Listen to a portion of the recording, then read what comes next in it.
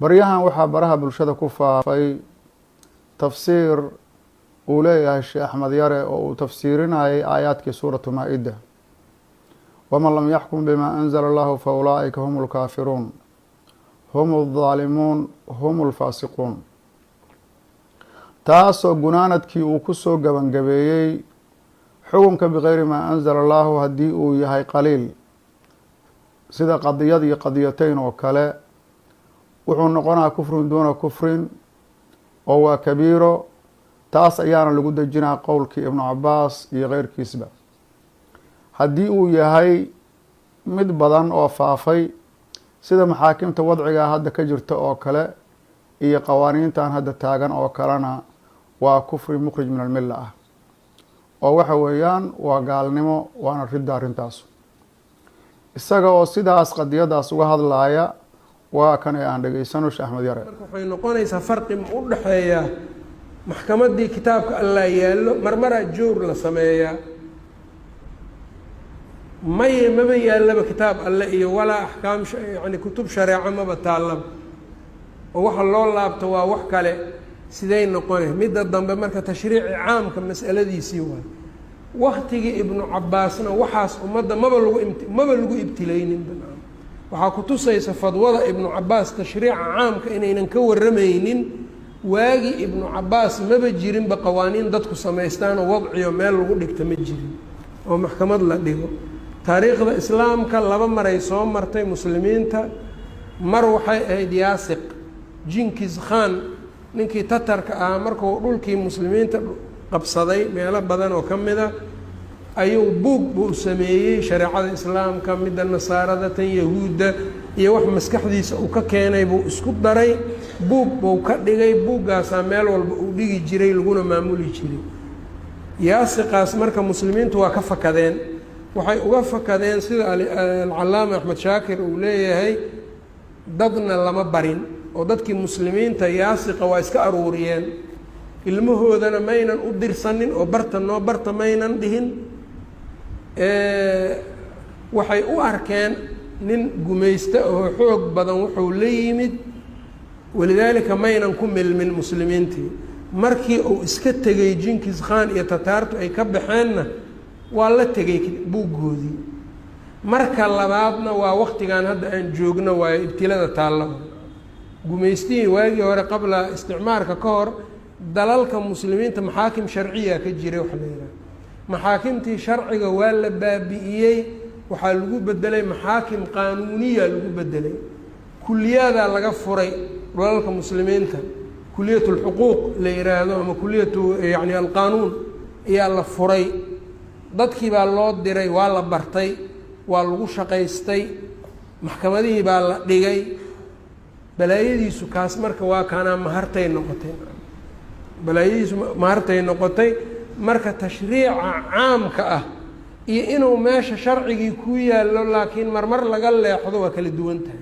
ibnu cabaas waqtigiisii waxa dhacayo khawaarijtuna ay ku gaalaysii jireen qudaadda waxay ahayd hal mar ama yani sharcigii baa lagu maamulaa, laakiin marmaray joor samaynayaan gaal waayay dhihi jireen. markaasuu ibnu cabaas wuxuu yihi war maya kufriga aayaddanna waa deliisho jireen, laysa alkufru aladii tadhabuuna ilayhi, kaas ma aha dhihi jire. marka fatwada ibnu cabaas waaqiceeda waaqic aan ahayn haddii loo soo raro fahamka waa xumaanaa. fahamkii waa xumaana. ibnu cabaas waaqicaan oo kale maba arkin, waayo waktigii mintii muslimiinta lagu ibtileeyey waxaan ayaa la yaqaan. halkaa waxaa noogu caddaatay tafsiirkaas sheekh axmed yare uu kusoo gabagabeeyey qadiyadaas inay tahay xukunka bikayri maa anzala allahu qaliilkiisu waa kabiiro oo waa kufrun duuna kufrin, kahiirkiisuna wuxuu noqonaa kufri mukhrij min almilla ah. tafsiirkaasuna waa tafsiir mucaasira oo la yaqaano, waana tafsiirka ay leeyihiin qudbiyada mucaasirka iyo takfiirka mucaasirkaahu uu ku gaalaysiiyo xukaamta iyo duwalka. arrinta noocaasa iyo tafsiirkaas inuu tafsiir qaldan yahay, tafsiir khaarijiyana yahay, intaanan u gudagelin waxaan doonaa inaan laba masalo ku baraarujiyo. masaladaas xukunka bikayri maa anzala allahu waa masalada khilaafka asaasiga oo u dhexeeya khawaarijta iyo ahlu sunnaha. qadiiman iyo xadiidan labadaba khawaarijtu weligood siraaca iyaga iyo ahlu sunnaha u dhexeeya masaladaas ayuu ku salaysnaa. khilaafka maanta dhex yaala ahlu sunnaha salafiyiinta iyo xarakaadka kuwa dagaalka ku jira iyo kuwa qunyar socodka oo magaalooyinkooda iyo macaahidooda iyo jaamacaadkooda joogaahuna masaladaas ayuu ku salaysan yahay. khilaafkaas isaga ah oo masaladaas la isku hayo ayaana wax walbaa ka farcamayaan. waxyaabo badan oo la isku hayo oo dadku aynan garanaynin qaabka la isugu hayaa waxaa asal u ah masaladaas asliga oo la isku haysto la isku khilaafsan yahay. xarakaadkaas oo u arka xukaamtaas qawaaniinta wadciga wax ku maamulayaahu inay yihiin xukaam calmaaniyiin oo gaalaa, iyo ahlu sunnaha salafiyiinta oo u arka inay yihiin dad ahlu kabaa'ira oo diinta aan uga baxayn. tafsiirka uu maray sheekh axmed yarana kaas unbuu noqonaa oo waad aragtaan. walidaalika qofka ahlu sunnaha u nasab sheeganaya oo salafiga sheeganaya in khilaafka la isku hayaaho oo mucaasirka ahuna uu halkaa ku salaysan yahay aan ogeynu wuu ka dhacsan yahay wax la isku hayo. khilaafkuna sadxi ayuu ku yahay. taas waa masalo muhima in la ogaado. tan labaad waxay tahay asal ayaa jira masaladan xukunka bikeyri maa anzala allahu ay u laabanayso. khilaaf azaliya ama khilaaf jadriya oo ay masaladan u laabanayso oo ahlu sunnaha iyo khawaarijta u dhexeeya ayaa jira. qofkuna haddii uunan asalkaas ku baraarugsanayn wuxuu noqonaa aqwaashii ahlu cilmiga markii uu kusoo dhex dhaco mid ku wareera oo aan ku hanuuni karinin sawaabta ayuu noqonaa qofku. waa haddii khilaafkaas masaladu asliga ay ku salaysan tahay ama meesha ay kasoo dilaacday oo kasoo burqanayso qofku hadduunan ogeyn.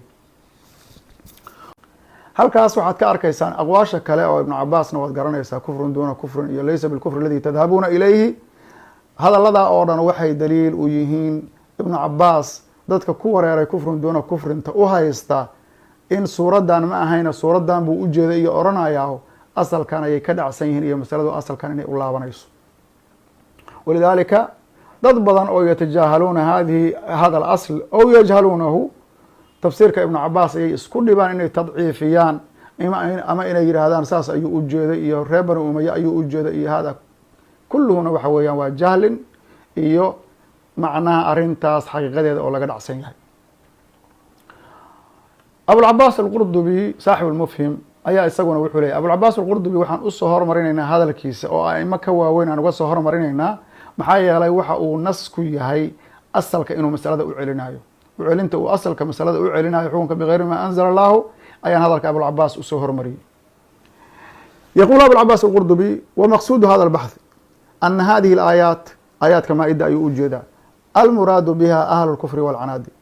dadka gaalada iyo canaadka ayaa looga jeedaa marka la gaalaysiinteeda iyo kufriga daahirka aayadda ku ah oo mukhrij milada ah waxaa looga jeedaa ahlulkufriga iyo canaadka.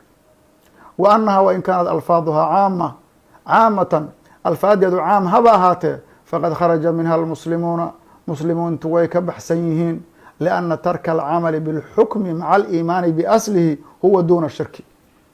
maxaa yeelay camalka in laga tago oo aan xukunkii alle la hirgelinin oo la dhaqan gelinin maca aliimaani biaslihi huwa duuna shirki. shirki ma aha, way ka sokaysaa arrintaasu. shirkigii iyo kufrigii way ka sokaysaa arrintaasu. waqad qaala tacaala in allaha laa yakfiru an yushraka bihi wayakfiru maa duuna dalika liman yashaau ayuu ilaahay yiri. wa tarku lxukmi bidalika laysa bishirkin biitifaaq.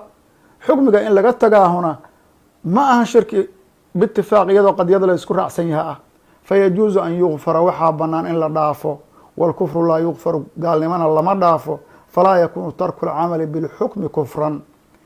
ma noqonayo in xukunka alle in laga tagaahu lagu gaaloobi maayo kufri mukhrij min almilla ah maaha ee waa kufrin duuna kufrin. hadalkaas wuxuu ku leeyahay mufhimka fii sharxi saxiix muslim mujaladka 5 safxada 117 ilaa 18.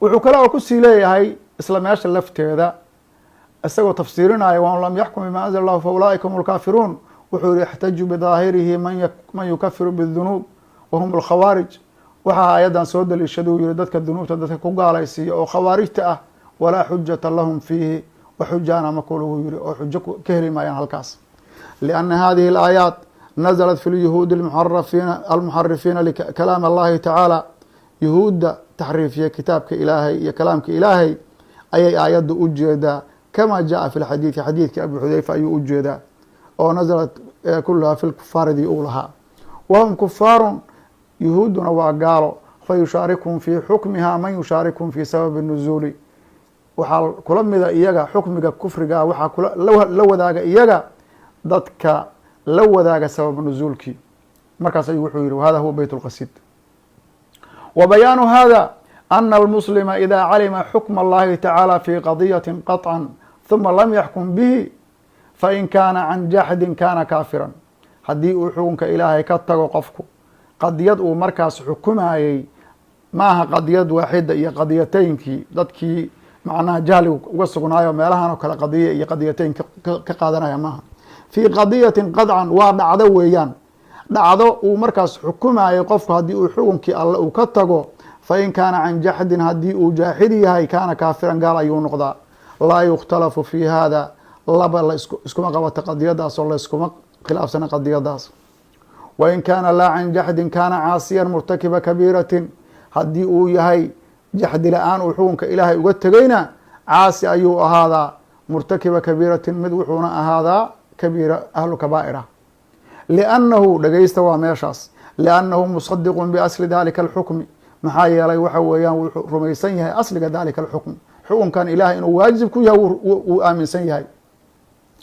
wa caalimun biwujuubi tanfiidihi calayhi wuuna aqoonna iyo ogaalna wuu uleeyahay inay waajib ku tahay inuu sharciga ilaahay fuliya laakinahu casaa bitarki اlcamali bihi laakiin wuxuu ku caasiyoobay in camalkii uu la yimaado wa hada wuxuu yihi kulu maa yuclamu min daruurati sharci xukmuhu shay walba oo sharciga laga og yahay inuu waajib yahay oo xukunkiisa la garanayo sidaas oo kale bimacnaa acmaashii waajibkaheed oo dhanna sidaas oo kale weeyaan hadduu qofku ka tago maca alimaani biasliha saas weeyaan kasalaati salaadii iyo wagayriha min alqawaacid almacluumati salaadii iyo intii la halmaasho oo dhan muxuu yihi marka wahada madhabu ahli الsunati arrintaas waa madhabka ahlu sunuhu yihi bimacnaa ahlu sunuhu inay ma'muuraadka sidaa ula dhaqmaan waa madhabka ahlu sunaha waaya